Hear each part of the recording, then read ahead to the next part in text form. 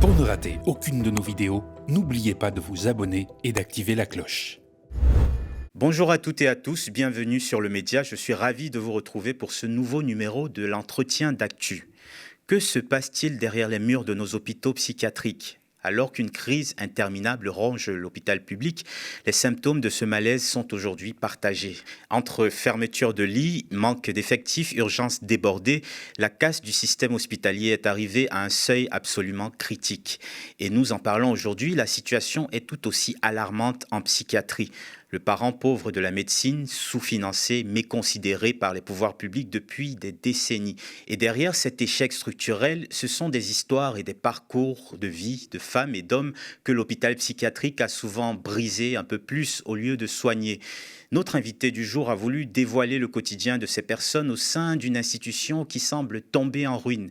Alexandre Massé-Dubois a donc eu l'idée d'infiltrer un hôpital psychiatrique en tant que patient pour observer de près la vie des personnes internées et celle des soignants. Il livre son témoignage dans un ouvrage à la fois intimiste et alarmant intitulé « À en devenir fou dans la peau d'un schizophrène ». Ouvrage qui paraît le 5 octobre aux éditions Phébus et c'est le sujet de cet entretien d'actu. Bonjour Alexandre. Bonjour. Donc vous êtes journaliste et l'auteur de cette enquête, cette infiltration. Comment peut-on qualifier votre travail ?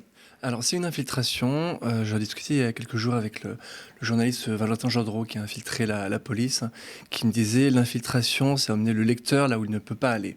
Donc, c'est une infiltration. Je me suis fait passer pour schizophrène pour rentrer en hôpital psychiatrique. Après, initialement, je voulais pas faire de cet ouvrage une enquête. Je voulais faire un témoignage du quotidien de ceux qui sont hospitalisés en psychiatrie, savoir qui sont-ils, quel est leur parcours. Voilà, comment sont-ils, comment vivent-ils ce quotidien ? Mais au fil de cette infiltration, j'ai réalisé qu'il y avait beaucoup de choses qu'il y avait à dénoncer finalement, à dénoncer. Donc ce témoignage est devenu une enquête. Alors justement, qu'est-ce qui vous a donné l'idée de ce travail, de cette enquête ? Comment vous vous êtes dit qu'il y a quelque chose qui ne fonctionne pas dans le fonctionnement de l'hôpital psychiatrique ? Il y a plusieurs choses. Il y a des raisons personnelles. J'ai 2 amis qui sont passés par l'hôpital psychiatrique et que j'ai vu sombrer dans les médicaments, sombrer sous le poids des traitements. Et ils m'ont raconté un petit peu leur quotidien. Donc c'est un quotidien fait d'ennui, c'est un quotidien sans aucun suivi personnalisé, sans aucune psychothérapie. Et deuxième chose, en tant que journaliste, je me suis toujours intéressé aussi aux tribunes signées par les psychiatres eux-mêmes, par les soignants, par les infirmiers, par tous les professionnels de la psychiatrie. Il y a encore une tribune là qui est sortie dans le Monde il y a 1 mois, dans le Parisien il y a 2 mois. Donc c'est un système en souffrance, un système malade, je ne suis pas le seul à le dire. Et également, je suivais tous les ans les rapports publiés par Dominique Simoneau, qui est la contrôleur générale des lieux de privation de liberté, et qui alerte tous les ans sur le manque de moyens alarmant de la psychiatrie. Alors vous avez mené cette enquête, mais il a fallu beaucoup d'exercices à l'origine. Vous racontez dans le livre qu'il a fallu créer par étapes un personnage tourmenté par des troubles psychotiques, c'est ça ? Oui, c'est ça, ça m'a pris des mois d'entraînement. J'ai rencontré aussi des malades pour me mettre dans leur peau, finalement, dans ce personnage que j'ai incarné après devant les professionnels, hein. Donc c'était de l'entraînement, j'ai regardé des enquêtes, des documentaires qui avaient été déjà faites par des journalistes, voilà, pour être au plus proche de ce personnage que je voulais incarner. Est-ce qu'on n'est pas là déjà dans une des faillites de l'institution ? Parce que l'internement qui vous a été prescrit, si on peut le dire ainsi, puisque vous étiez quand même consentant, l'internement a été un peu l'option par défaut. Parce que, vous l'expliquez dans le livre, en général, les médecins ne veulent pas risquer d'avoir une situation catastrophique s'ils ne décidaient pas d'interner le patient. Oui, parce qu'il y a une responsabilité pénale qui incombe au psychiatre. Voilà. Moi, je veux pas. De toute façon, je veux pas blâmer toute la profession, je veux pas blâmer tous les psychiatres. Et je pense que le psychiatre qui a décidé de mon internement, je pense qu'il a bien fait, parce que j'étais rentré dans un personnage, et je pense qu'il n'avait pas d'autre choix. Il a cru que j'étais dangereux pour mon intégrité ou l'intégrité d'autrui. Donc il a fait ce choix de m'interner.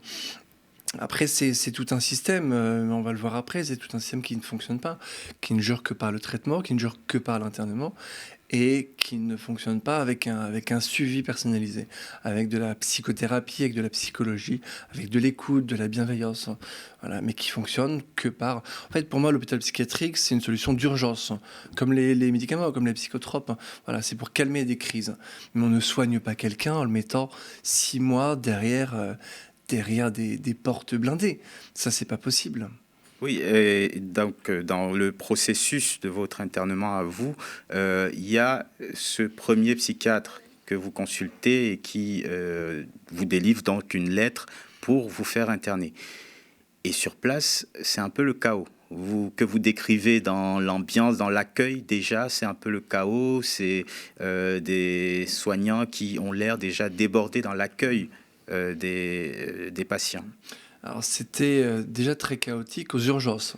Je me suis rendu aux urgences d'un hôpital du nord de Paris et ça a duré 36 heures. 36 heures, j'ai pu repasser 3 heures chez moi pour dormir.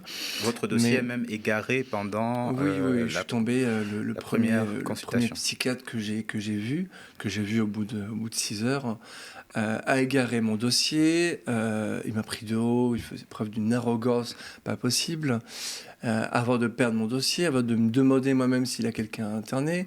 Voilà. Et je suis arrivé aux urgences à 20h et à 5h du mat', on m'a renvoyé chez moi. Parce qu'il n'y avait pas de place et parce qu'il avait perdu mon dossier, parce qu'il n'y a pas de solution. Voilà, il a fait preuve d'une arrogance sans pareil. Et voilà, j'y suis retourné le lendemain. Et les psychiatres ont été beaucoup plus bienveillants. C'est pour ça que je ne veux pas blâmer toute la profession. Et les psychiatres m'ont trouvé une place au bout de quelques heures. Bon, ça faisait quand même 36 heures. 36 heures d'une procédure chaotique. Les infirmiers se sentaient complètement délaissés, ils étaient complètement abasourdis par la situation, ils ne pouvaient rien faire. Je parle dans le bouquin, il y a un malade qui hurlait, qui n'était pas bien, et qui demandait à voir le psychiatre. Et les infirmiers étaient complètement désemparés. Et il y a un infirmier qui lui dit bienvenue à l'hôpital public, monsieur. C'est saisissant cette partie. Et une fois interné, donc, vous faites connaissance avec les autres patients.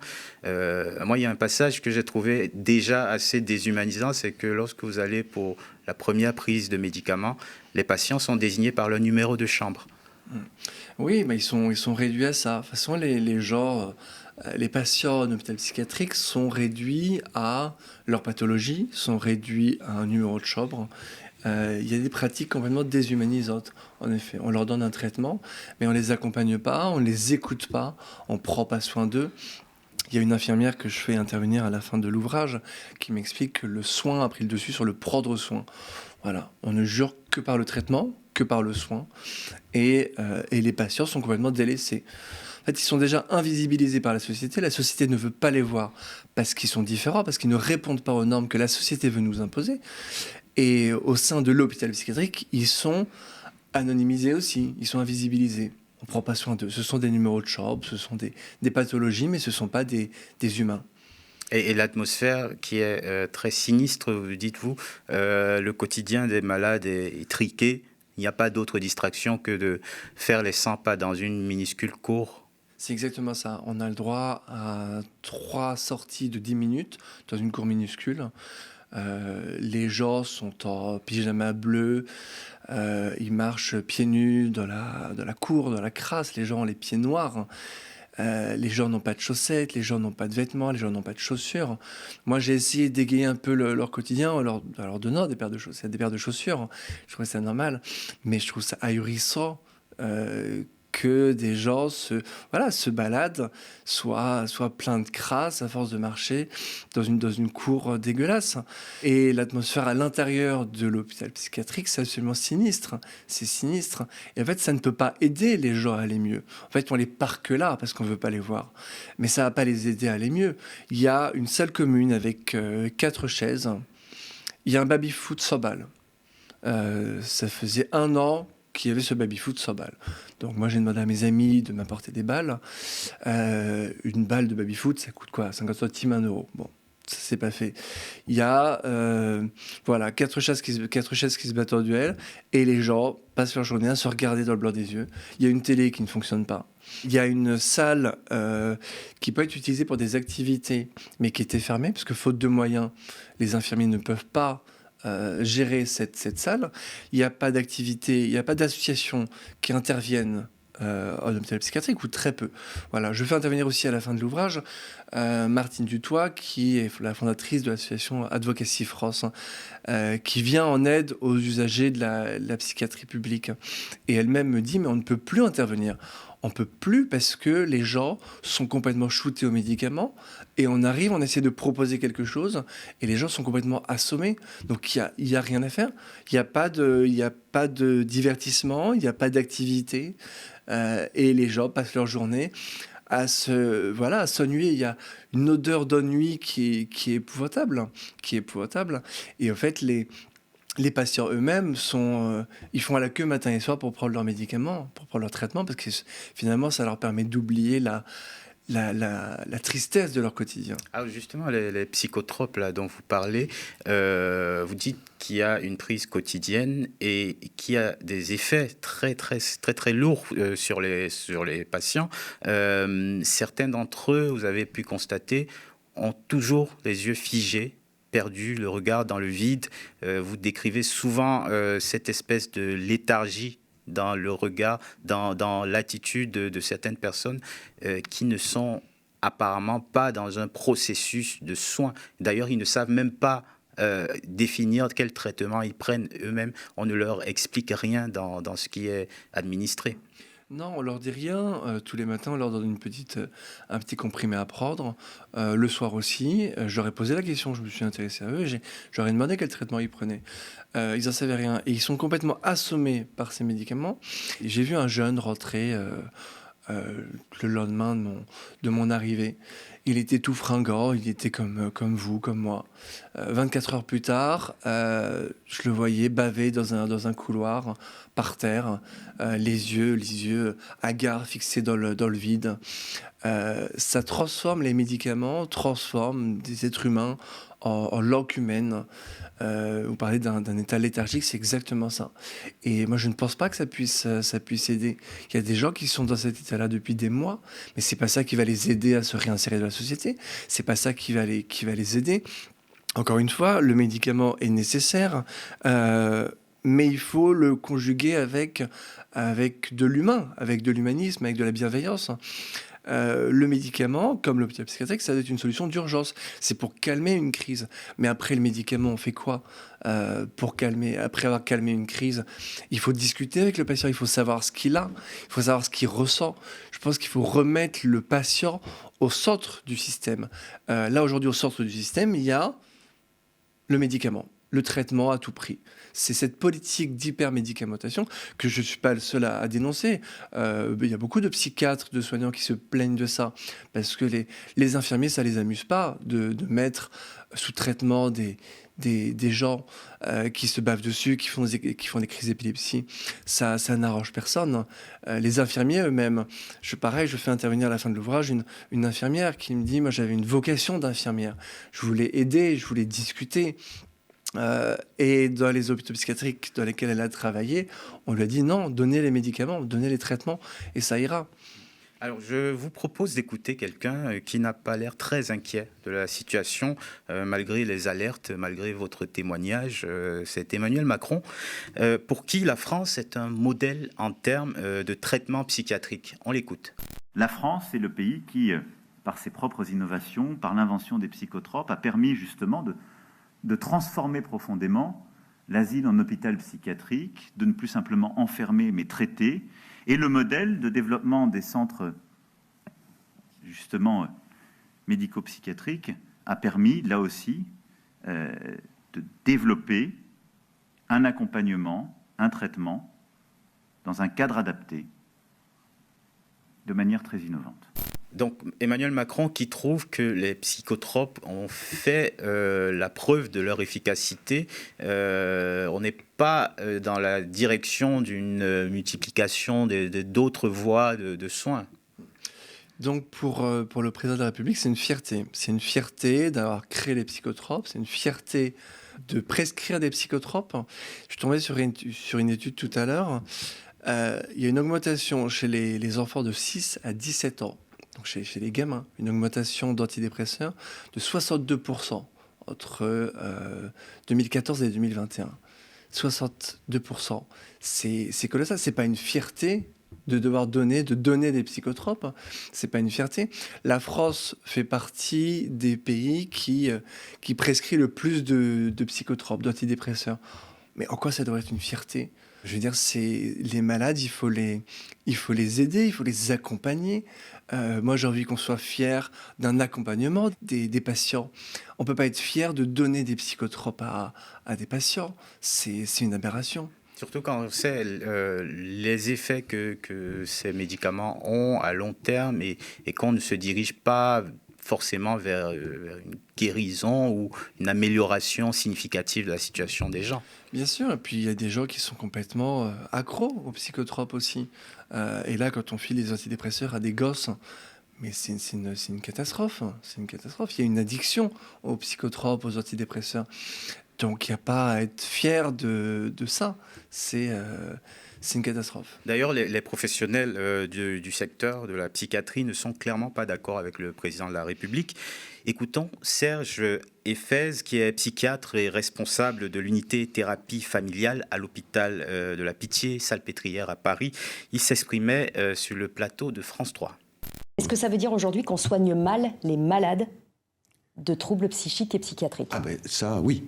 On les soigne mal. On les soigne mal. Si vous voulez, on ne fait qu'une petite partie de ce que doit être un bon travail psychiatrique et un bon travail de secteur notamment. On peut donner des médicaments, bon, c'est déjà important, ça soulage la souffrance psychique, mais tout le reste, qui est l'accompagnement social, l'accompagnement psychologique, l'accompagnement des familles, c'est ça qui est le plus important pour que les patients puissent retrouver une vie normale. Mais ça, on n'a plus le temps de le faire. Alors, c'est assez éloquent du point de vue des soignants, justement. Qu'est-ce que vous avez pu observer de leurs conditions de travail ? Les conditions de travail sont dramatiques. Encore une fois, moi, je ne blâme personne, c'est le système qui ne fonctionne pas. C'est le système qui est malade, c'est le système qui est à bout de souffle et de moyens. Les infirmiers, aujourd'hui, il n'y a plus de spécialisation en psychiatrie pour les infirmiers. Donc il y a des infirmiers qui sortent de leur cursus et qui débarquent en hôpital psychiatrique. Qui ne savent rien de la psychiatrie, quasiment rien. Donc ça, c'est dramatique. Les conditions de travail des infirmiers, je leur fais intervenir à la fin de l'ouvrage, c'est une catastrophe aussi. Il y a des burn-out, les salaires sont misérables. Vous racontez que le psychiatre de garde enchaînait des rendez-vous toute la journée qui ne duraient pas plus de 10 minutes par patient d'ailleurs. Oui, bah ça, la psychiatre que je vois à l'hôpital psychiatrique, elle leur propre pour son grade, parce que je pense qu'on ne peut pas... Elle avait peut-être énormément de travail, mais on ne peut pas voir un patient 10 minutes par semaine. C'est pas assez pour savoir comment il va, pour savoir ce qu'il a envie de faire aussi. Il faut écouter le patient. Et pas seulement voir le patient en disant bon, on continue le traitement. Il y a des gens qui sont en hôpital psychiatrique depuis des années. Donc ça, c'est pas possible. Il faut plus d'écoute. Après, évidemment, il faut plus de moyens. Aujourd'hui, il y a 30% des postes en psychiatrie qui sont vacants. Oui. Qui sont vacants. Donc il y a un problème, je vous disais, il y a un problème de formation des infirmiers. Il y a un problème de formation en règle générale. Il y a un problème de vocation aussi. Donc un problème de salaire. Et il y a également, dans le problème de moyens, il y a 60% des lits qui ont été fermés depuis 40 ans. 60% des lits. Donc en fait, rien ne va dans ce système. Il y a un manque de moyens, il y a un manque de formation, il y a un manque de psychologie.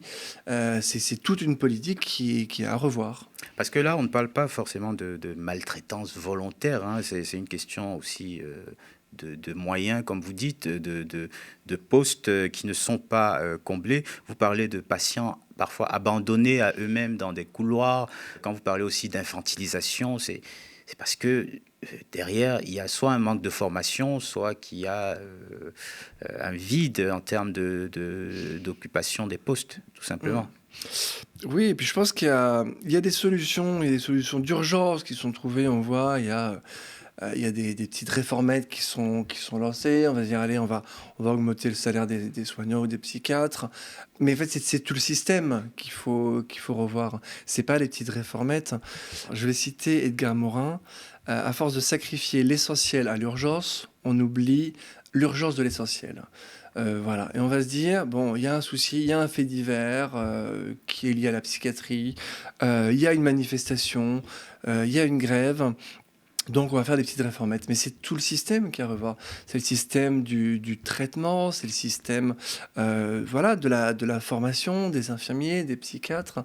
En fait, ce que j'explique dans le bouquin, c'est qu'ils sont tous victimes de ce système. Je pense qu'aucun psychiatre qui n'a une vocation de psychiatre a envie de filer des médocs à des patients à longueur de journée. C'est pas son but, c'est pas le but de l'infirmier non plus, c'est le but de personne. Mais on fait ça parce que c'est l'urgence. Voilà, c'est l'urgence, on va soigner une crise, on va donner des médicaments. Mais c'est tout un travail.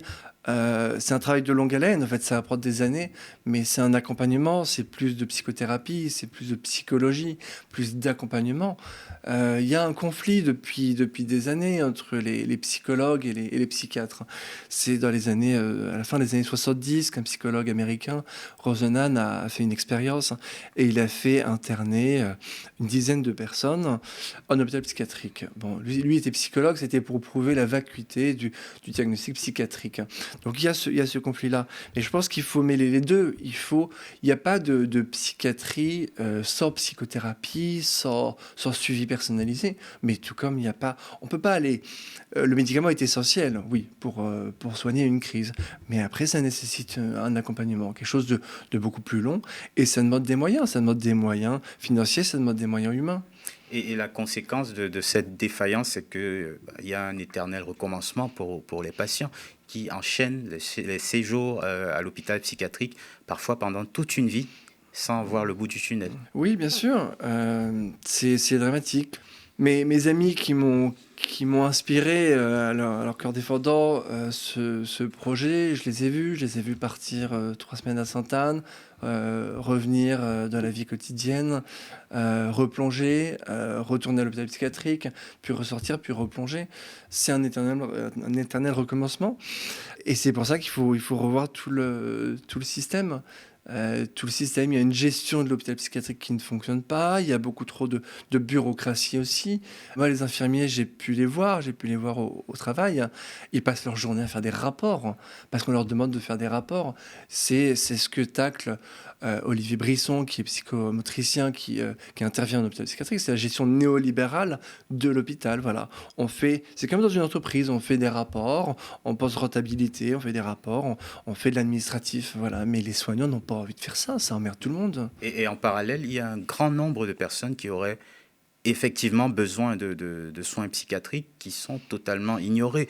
Par exemple, le président de l'intersyndicale de la psychiatrie publique affirme que l'an dernier, 60% des sans-abri ont clairement besoin de soins psychiatriques. Ce sont des personnes qui seraient éligibles ou devraient être prises en charge dans des hôpitaux, mais qui ne le sont pas.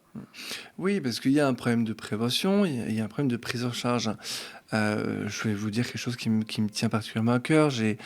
À côté de chez moi, il y a un sans-abri que j'ai vu pendant 6 ans, et j'en parle dans le bouquin. Il s'appelle François. Il s'appelle François, on discutait tous les jours, il était un peu dans son univers à lui. Oui, il était atteint d'une sorte de folie. La société ne voulait pas l'accepter tel qu'il était. Il avait des problèmes psychiatriques. Il n'a jamais été aidé. On a essayé, j'ai essayé avec des associations. Il n'a jamais été pris en charge. Il avait 45 ans. Il est mort il y a 2 semaines. Il est mort il y a 2 semaines dans la rue. Faute de prise en charge, faute de reconnaissance par la société. La société ne veut pas voir ceux qui sont différents. Ne veut pas voir. Je trouve que l'histoire de l'hôpital psychiatrique est intéressante aussi. L'hôpital général a été créé en 1656, si je ne me trompe pas. Et à cette époque, déjà, on mettait... donc ce sont les premiers asiles en France. Et on mettait les fous, entre guillemets, les malades mentaux, avec des lépreux, avec des homosexuels, avec des prostituées, avec des chômeurs, avec des pauvres. On réunissait tout ce monde-là. Mais aujourd'hui, ça n'a pas changé. Aujourd'hui, ça n'a pas changé. On met les gens qu'on ne veut pas voir, on les parque comme des détenus. La société ne veut pas les voir, la société n'a pas besoin. Le fou n'est pas un consommateur. Le fou est à peine un électeur. Donc la société ne veut pas le voir. La société capitaliste, ultralibérale, surtout. Oui, bien sûr. Et cette société ne veut pas le voir, n'a pas besoin. En fait, on n'a pas besoin du fou dans la société. Donc on va l'enfermer. On va l'enfermer comme un détenu. Et c'est ce que dénoncent tous les ans, la Contrôleure générale des lieux de privation de liberté notamment. Il y a une prise de conscience, je pense, que la société doit avoir on doit avoir un recul sur l'image qu'on se fait de la folie, sur l'image qu'on se fait des gens qui ne sont pas comme nous. Et c'est pas parce qu'ils ne sont pas comme nous, c'est pas parce que ce ne sont pas des consommateurs ou des électeurs qu'on doit les abandonner. Et on abandonne, la société abandonne, le monde abandonne ceux qui ne sont pas comme nous, ceux qui ne répondent pas aux normes que la société veut nous imposer. Et c'est ce que vous dénoncez aussi dans ce livre, À en devenir fou, dans la peau d'un schizophrène. Merci Alexandre Massé-Dubois d'avoir accepté de répondre à nos questions. Merci beaucoup. Et merci à vous de nous avoir suivis et de rester fidèles aux médias. Vous le savez, nous sommes en plein dans la campagne de lancement de la saison 7. Le média arrive à la télé le 20 octobre pour se poser en alternative aux chaînes de l'élite ultralibérale.